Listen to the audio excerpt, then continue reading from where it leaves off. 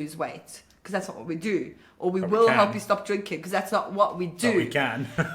It's like we will help you to achieve your goals. Whatever but the you problem want to is, achieve, yeah. yes, I love your little side. Sorry. No, it's perfect. It's like it's pre-planned. It's not. But sorry. Right. I was actually just testing if the microphone is working. Welcome back to the Identity Human podcast. As you may have noticed, or if you listened last week, there's no longer the whistle intro. Makes me very sad. I think it's time to move on. It's time to move on. There are times where we need to recognize things as just no one else shares certain memories with you, and that's fine. It's my childhood is better than yours. That's a joke. It's a joke.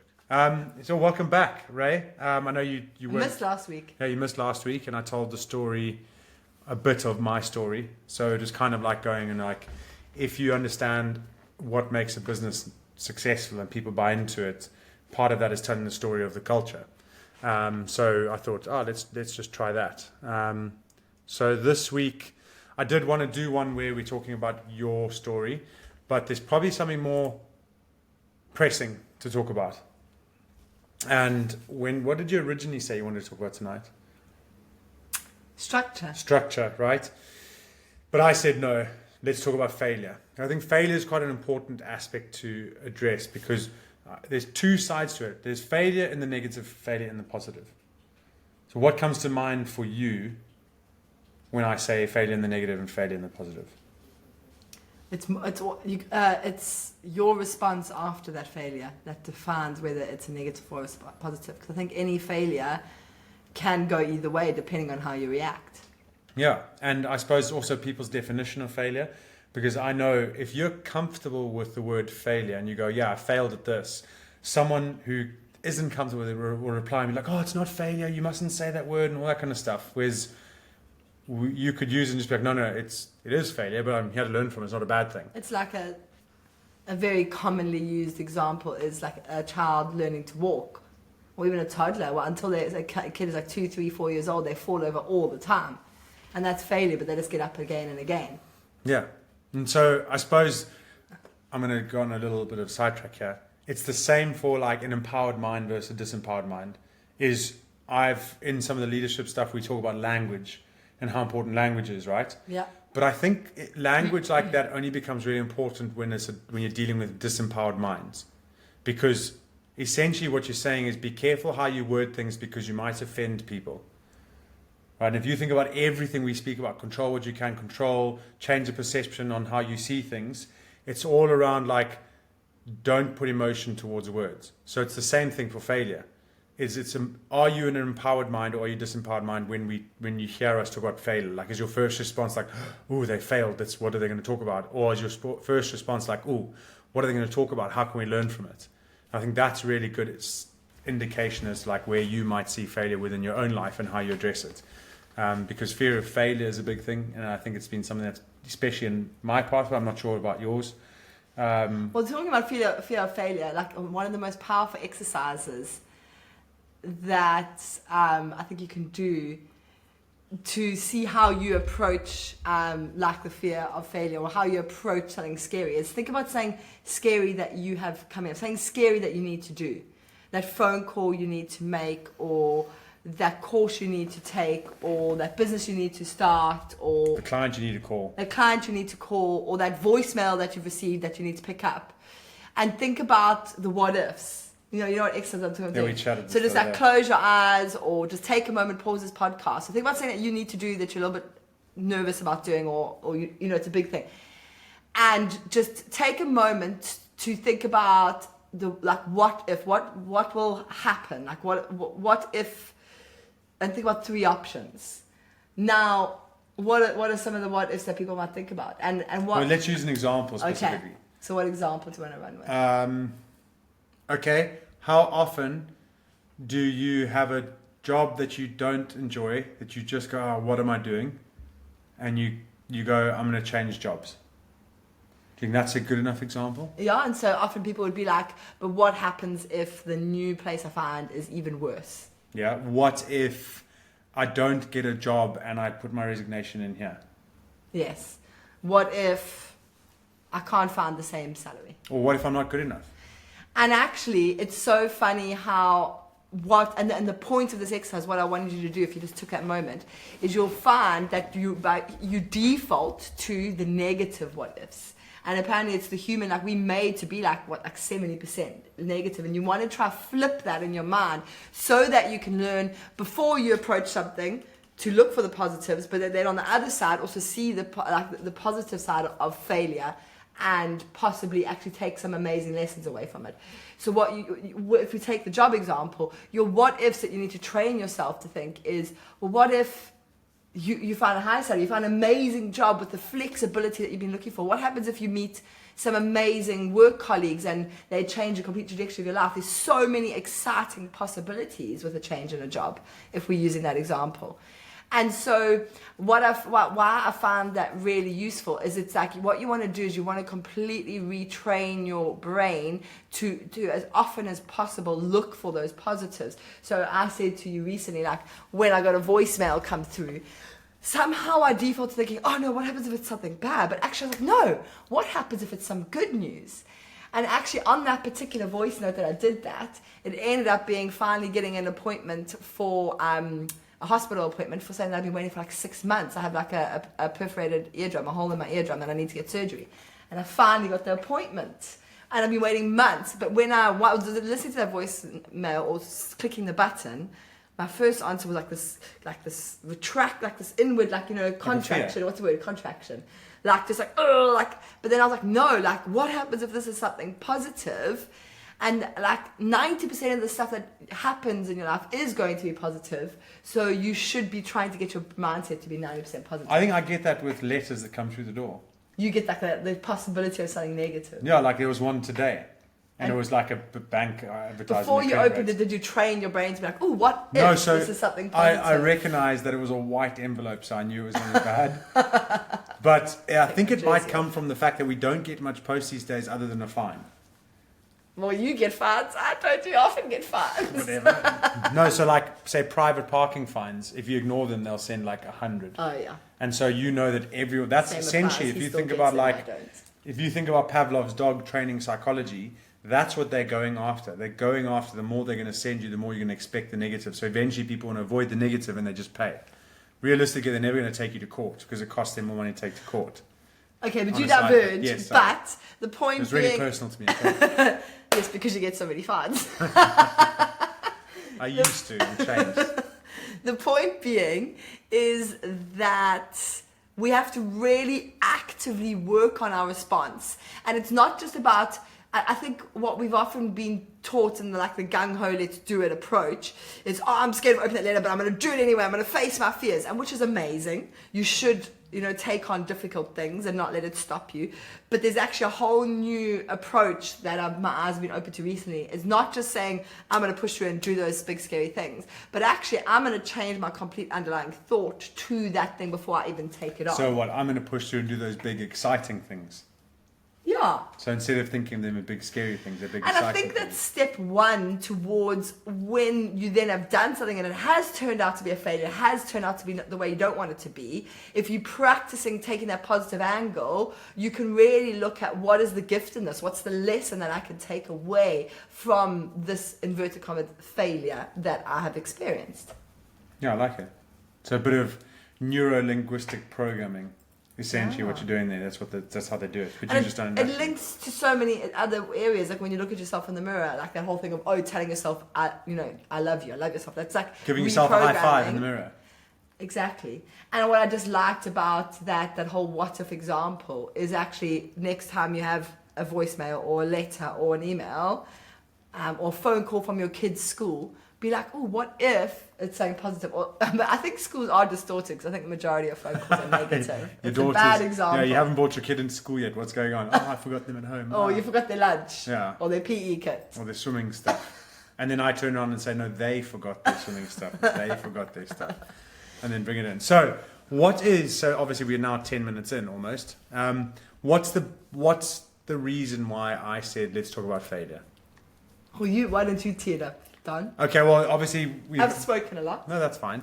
So this Identity Human Journey started as just a podcast the world's most popular unproduced podcast, and now we're slightly more developing. I mean, tonight we're streaming off Riverside, and there's a camera. Hey, we've spoken about getting guests. So that means I've already started lining up some guests, which is I'm quite really exciting. excited about the guests that we've got lined up. Yeah, so the first one I can tell you when I say first, as in the first guy I've contacted, depending on availability, is a guy called Martin Barnes, and he is a fascinating and incredible, originated into like helping people pitch, but now he'll just teach you how to speak. Like public speaking is his thing.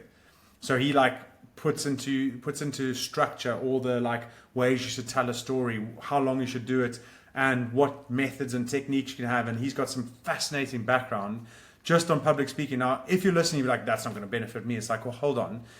I used his techniques to talk at my mom's 70th.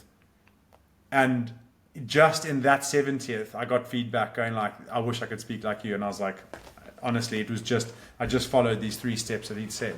And it was a really, I don't know. It was amazing. It was an amazing talk. Did it make you cry or laugh? I don't tend to be someone that cries, but Yet, it was a noteworthy speech that I still remember being. And that's big from Ray. Okay, so as I was saying, the journey of the podcast, you see we started to say we're doing the challenges, and then off the back of the challenges, we're going to be creating courses, or a course, and then releasing the course. So we've done 2 separate 10-day challenges. Which are free. Had some amazing feedback. Yeah, like people loved it. Genuinely, like there were some people on there like super engaging, and I loved seeing the people come in and that revelation, even the first 4 days. And just like, this is incredible. I never thought I could do it, and engaging in the ways I'm like, jeepers, it's so cool. It's like very, very cool. Like a couple of weeks month or 2 following, those people are still having massive benefits in their lives from this 10-day challenge. Like, so it's not only in those 10 days are they experiencing this change, but it's carrying on and kind of expanding into other areas of their life. And it's because the way we've approached it isn't about the actual challenge. It's about what we tell you around the challenge. And I think that's where I love the opportunity to be able to put the course out there is because it's not about, life. It's not about anything particular. It's about giving you the armor to nail life in whichever way you want to. So the reason we did the 10-day challenge was because we want to essentially, Don has some amazing tools and powerful techniques and profiling tools, etc., that can really make huge differences in people's lives. But this is our problem, is that we talk about people, we have a niche enough, but we'll come to that. And so the idea was, well, how do we give people a taster for saying you can do? And that's where the 10-day challenge was born. Let's give people a small taste of what an overall program could do. I don't know why I said could do. Thanks. And so the idea was at the end of the 10-day challenge to then offer a course for those who wanted to take it further. Obviously, that course would be paid for. So after the first 10-day challenge, we just did as a tester. Second 10-day challenge, we were like, right, guys, now you've completed the challenge. We are launching our beta program. It's an amazing opportunity to be a founding member on this 12-week program. And they were going to do all these things. So sending out like emails every day, like the usual, like, guys, this is what's happening. Here's another taster. This is what we're going to do. We had quite a big sign up to the emails list. Like, we've got a lot of people on that were interested in the challenge because of mindset stuff. So we know that we're like, it's a mindset challenge. People are going, I need something more. Yes. So they put their name forward. And the value of the course that we were delivering over 12 weeks was genuinely worth like about £5,000. Like, this isn't just like, how people bulk things up and say, well, this one video with me is worth £1,000. It wasn't like that. It's looking at how much Don regularly sells in this work into companies in terms of profiling tools and a course and the like hourly the rates coaching, or package rates and things like that. And we the course, but also even things that we wouldn't put like value to, like the time and energy invested in the community. Oh, we didn't practice that, but at least we know it. It's like, because I genuinely think that's the difference between a good community and a great community is the person that facilitates and how they direct it. And I know like that's where there's a lot of value that comes. Anyway, we're not like trying to defend the course. We're just trying to explain where we came from. Is vulnerable. We were like, here's this massively valuable program. We're going to give it to you. It was 475 or 3 payments of 175, saying like that. And no one signed up. Yeah. So not one person. That was our failure. We had a couple of people say, I wanted to, I'm going to. So we obviously know that there's a bit of selling that we need to, as in like everyone's got their objections. But particularly what was it like? It might be good to just delve into like, how did you respond when you saw it? Because I know that you put in a hell of a lot of work in the, like, just the I'm machine. trying to build of out it. the machine, yeah. I mean, well, we still need to do our formal like debrief process. We just haven't had time, / we're waiting for it to not be so like raw and fresh in our minds, so that we could kind of look at how people move through the process and engagement at different stages, so we can begin to improve and diagnose for the future. But in terms of, to answer your question, so I don't have like I don't have my full analytical answers, and I've got a very analytical brain. Yes. So I want to break it down into very like analytical and then I can tell you my overall thoughts on it. But my initial thoughts were, as we were approaching the cart close, because we had the cart open for 7 days, it was just there was a lot of frustration before the cart closed, feeling deflated, because we know, not just because we think, we've seen the amazing impact Don has had on so many people's lives in the working one-on-one with people, but from a more of a corporate setting, and also unpaid people, etc. We know we back what we do so much, but it was just this like, and we built what we thought was like, took people on a really amazing journey, and then to hear crickets is just like very frustrating. And it wasn't, for me, it wasn't just that, it wasn't that we had just built this amazing thing, it was how it would help people, but where it was going to allow us to then take things to, because we have this really big vision for where this all goes. And the next steps for us was we want to go in November to attend this like 2 or 3 day live event to help us get even better at delivering these amazing courses. And it kind of, is that even going to be possible if we can't get off the starting blocks? We know we're going to be successful with this in the long run, but it's just like, I'm a very impatient person. I'm like, why can't we at least see some signs that we're on the right track? Yeah. But then again, it comes back to my first point, is I do keep reminding myself I need to debrief on and see that there are probably signs and lessons hidden within all of this. So on Sunday I was very down, but I bounced back quite quickly on Monday. The next day you were spot on. Because I allow myself to feel the emotions. So I think when there is failure and you only can feel those negative feelings, you can't see the positive of that failure. I think it's important to let those emotions wash fully through you and not resist them, which is what I did on Sunday. I had a problem. Very opposite to me. I almost went the other way. I just like let them. I wasn't going to pretend to be positive. I was just like, screw everything. Like, we're not doing this anymore. I'm done. I'm just letting this anger wash through me. But then once I'd let that go through me, I was ready to move on. Where Don was like, oh, Mr. Positive, and then he had his little grump before the podcast tonight. I mean, it was a small grump. It wasn't like I'm going to give up everything. It was like, I want that. But I think, do you know what it is? At the end of the day, we both know, we see this because we talk a lot about like how we don't talk a lot about the money we've made. So like, if I have a good month in the coaching, I don't like. We're like, okay, it's just money. At the end of the day, money is just money. So Ray will be making money with her accounting practice, but at the end of the day, it's just money. The thing she likes to talk about is she tells the impact on people. Like, from her point of view, it's not about accounting. It's about the fact that she can help guide someone through better finances to run a business that has a greater effect on all the people's mortgages that they pay, salaries that they pay so people can pay their mortgages. And Ray mentioned earlier about like not... But even that links to money. I think it's just like taking people who are working crazy hours and stressed and have these personal goals and they're just not able to achieve them. And I can help them. Like, I just get such a kick out of helping people move their business to a space that it actually empowers them to be better to their families, to achieve their personal goals. Yeah, so that's why when I say pay the mortgages, for me, that's like, it's the basic survival need of providing. Yes. So that they can, put it this way, this is where I go deep. If you cannot provide for your family as a provider, and it's two income households, so I'm not talking the man or the woman, I'm talking both. If you can just bring enough money, you won't have enough time to be fully present for your kids or for each other. So that's where I get very frustrated when I deal with people that are getting on the edge of divorce, or there's just stuff isn't going right for them, but everyone is trying their best. That's my thing. Everyone is trying their best and the results just aren't coming. Kind of like where we're at now.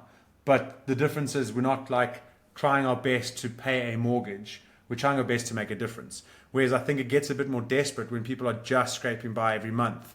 And when Ray can come in with her business, so like the finance and that side of it, and actually help people out of that, I think that's really cool. And that's what we're trying to do. We're frustrated because we want to make this impact, and you kind of need that. If we use like the money coming in, so that we can then make sure we get a greater reach to help more people. And you also mentioned there's like not necessarily the corporate people that we've also spoken to, like friends that have been on the journey. And like I've got a couple of guys that have gone from like saying they don't know where to turn, they're not really sure what to do, they can't stop drinking, they just can't be present with their family, to a point now where they're sending me messages almost every night, just jumped in the ice bath, couldn't not do it. I've lost this weight. Stop this. Went to a party this weekend and took zeros, which is a big thing. If you understand the character it takes to go to a party that you'd usually drink in and take zeros, not even go, I'm not drinking, it's just water, but being able to stand there and know that people are going to challenge you. And 6 months before that, they said, I could never not drink. It's just too fun. And it's just like that, just a little. And that for me is huge, because I know that guy is going to be able to be a much more present in authenticity and energy with his kids and his wife.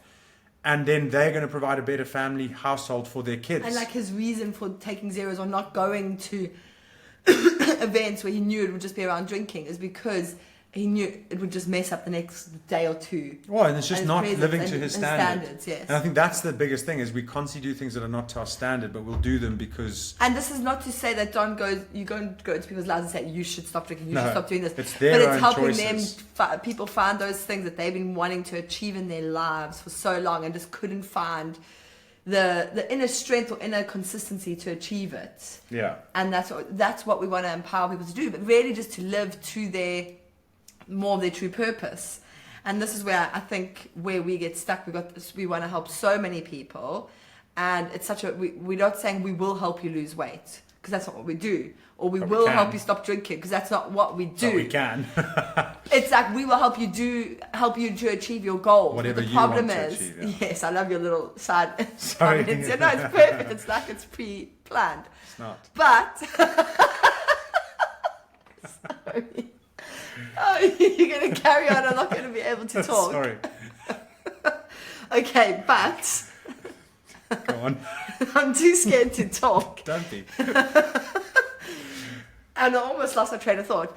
But it's almost because we can do so much and it's so broad that our messaging isn't specific enough. So we really need to... and until we're fully debriefed... Which is soon. And I'm talking about getting naked, which we will do in the sauna. Oh, I'm joking. Whoa. I think there's some kids that might listen to this. Not in the way people are thinking. No, I'm joking. Okay, so... You're diverging, right? I'm diverging. Okay.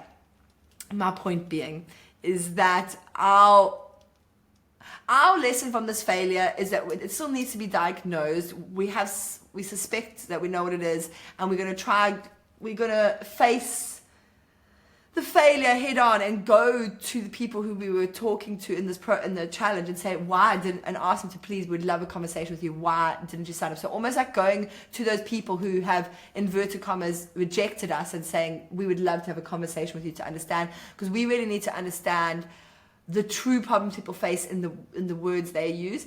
How would we tell people now? I mean, that's how we dealt with this failure. What do we want people to take away in terms of how they can deal with their failures? And failures could be, it's not a course. Well, I think there's two lessons here. I think it's easier for us to bounce through it, because think about how much it means to us to make this work. Like, just think about the feelings that Ray was talking about by helping people, and the feelings that I get when I help people. So you also get a bit more resilience when you know that the thing you're trying to succeed at means a lot to you. And we talk about alignment. So like, failure sometimes comes for a reason. Like, if you fail and you don't feel like going through, it's like you just got to question your desire. If your desire is there, failure becomes easy.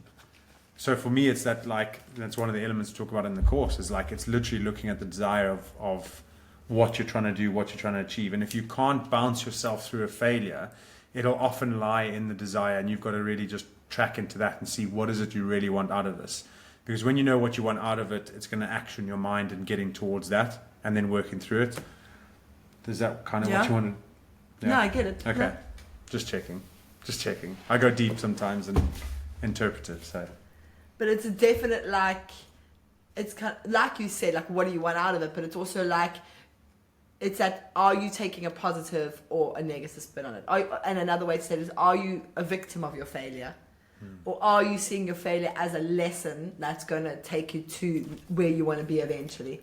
Yeah. And it goes back to that saying that I said initially, you're either going to get the result you want or the lesson you need. And if you don't get that lesson you need, you're going to try the same thing maybe in the same way or a different way, and that same lesson's going to happen. Until you learn that lesson, you're not going to get past the next hurdle. So if you approach failures with, oh, woe is me, that lesson's not learnt, and it's going to keep coming up in all funny ways, slightly different ways each time. But you need to make sure you learn that lesson to like surpass that failure, really.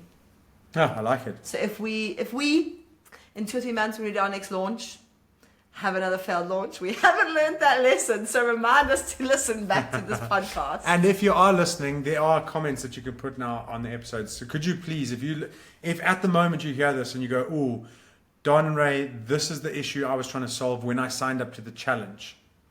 Put that in there. That would really help us on market research. If you didn't sign up and you were tempted, was it because you didn't know that we could help with X? And whatever that X is, whatever your issue is, put it there. Because I don't think that names come up, or you can make it anonymous.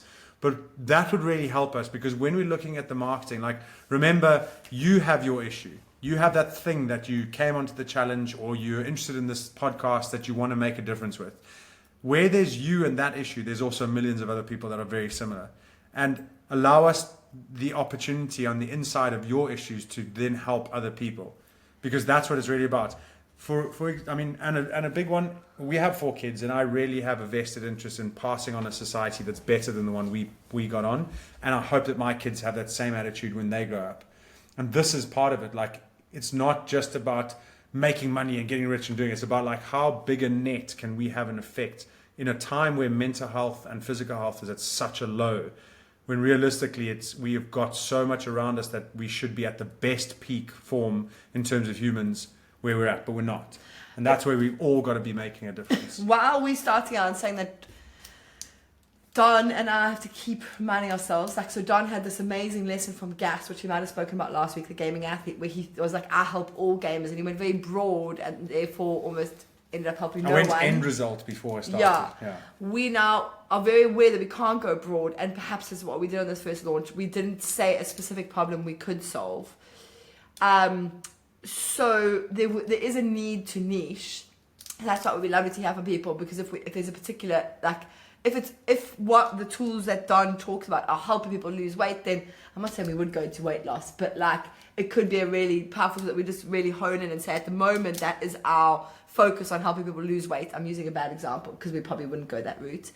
But we can. So yeah, what we are thinking at the moment, and I suppose this is also interesting to talk on the podcast, that we've kind of decided in the last week, is that we're leaning towards helping people who are business owners or executives, so like high powered, like are ambitious in their business side of their life, but are also parents, and possibly parents of young kids. So people who have similar challenges that on us. So parents of young kids, but also ambitious in their careers, whether that be a business owner and or home life. Those ambitious in careers and home life. Like, yes. Someone that really wants to focus on giving the kids the best time with their kids, so spending time with their kids, but also not at the cost of business and vice versa. I think most parents would say that they are. But yes. Well, that's where we think so, but I think that there are some that go, I'm really determined to make this business work for the betterment of my kids. But there will be some that are like, I really want to make the business work, but I need to spend time with my kids because time passes, but I'm not getting that balance right.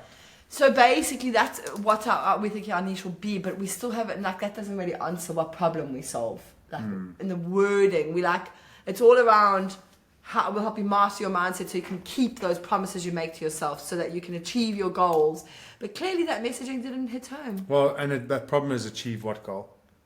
That's where it doesn't hit home. So if you guys can think of one that would have helped you, or help someone you know, if you don't like to do it for first person, do it for third person. Simple sentence, what do you need help with? Yeah, that would be helpful. That's exactly what we need from you guys. And then go and ask other people. And what will also help us is actually getting the podcast out there.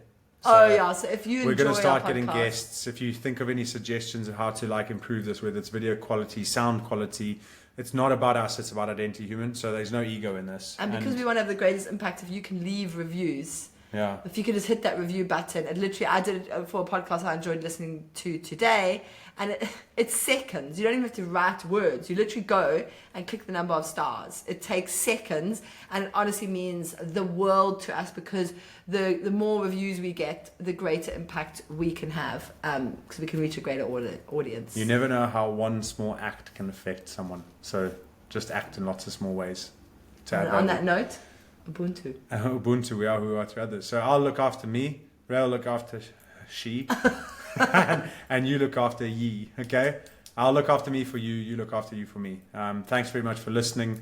We appreciate you. We're grateful for you guys joining the journey and actually listening to this. So thanks very much. Bye.